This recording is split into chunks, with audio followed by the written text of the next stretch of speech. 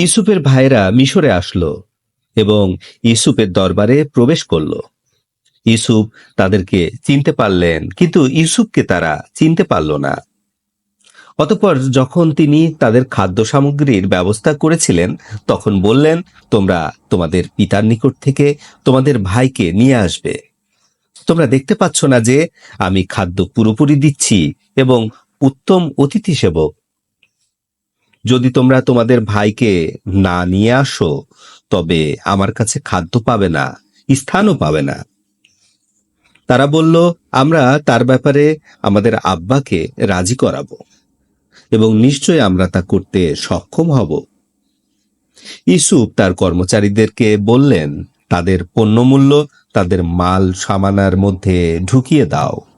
তারা যখন তাদের পরিজনবর্গদের কাছে যাবে, তখন তারা চিনতে পারবে এবং সম্ভবত তারা পুনরায় ফিরে আসতে পারবে।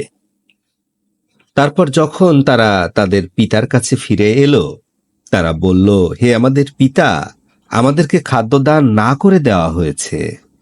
আমাদের সাথে আমাদের ভাইকে পাঠান, আমরা খাদ্য পাবো এবং নিশ্চয় আমরা তাকে হেফাজত করব। ইয়াকুব বললেন, নিশ্চয় আমি বিনিয়ামিনের ক্ষেত্রে তোমাদেরকে ওভাবেই বিশ্বাস করছি যেভাবে ইতিপূর্বে আমি ইউসুফের ব্যাপারে বিশ্বাস করেছিলাম।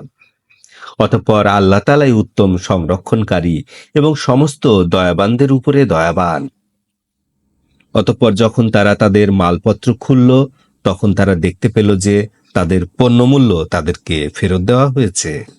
তখন তারা বলল, হে আমাদের পিতা, আমরা আর কি চাই? এই দেখুন, আমাদের পণ্যমূল্য আমাদেরকে ফেরত দেওয়া হয়েছে।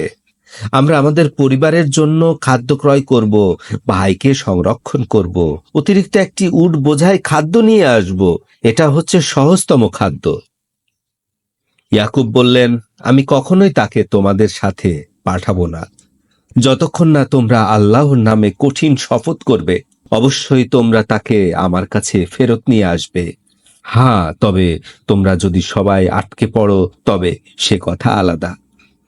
অতঃপর তারা সবাই যখন আল্লাহর নামে শপথ করল, তখন তিনি বললেন, আমরা যা কিছু বলি সবকিছুর জিম্মাদার আল্লাহ। হে আমার সন্তানেরা, তোমরা এক দরজা দিয়ে প্রবেশ করবে না, তোমরা বিভিন্ন দরজা দিয়ে প্রবেশ করবে এবং আল্লাহর ইচ্ছার ক্ষেত্রে আমি তোমাদের জন্য যথেষ্ট হব না। আল্লাহ ছাড়া কারো আদেশ দানের অধিকার নেই। আমি আল্লাহর উপর নির্ভর করলাম এবং নির্ভরকারীরা যেন আল্লাহর উপরেই নির্ভর করে। অতঃপর তারা যখন তাদের পিতার আদেশ অনুসারে শহরে প্রবেশ করল, আল্লাহর ইচ্ছার উপরে ইহা কোনো কাজে আসলো না। তবে ইয়াকুবের একটি মনের চাহিদা পূর্ণ করা হয়েছিল এবং নিশ্চয় তিনি ছিলেন একজন বড় জ্ঞানী, কারণ আমি আল্লাহ তাকে জ্ঞান দান করেছিলাম, অথচ অধিকাংশ লোকেরা তা জানে না। অতঃপর যখন তারা ইউসুফের দরবারে প্রবেশ করল, তিনি তার ভাইকে বিনিয়ামিন নিজের কাছে আশ্রয় দিলেন এবং বললেন, নিশ্চয় আমি তোমার ভাই, অতএব ভাইদের আচরণে তুমি দুঃখিত হবে না।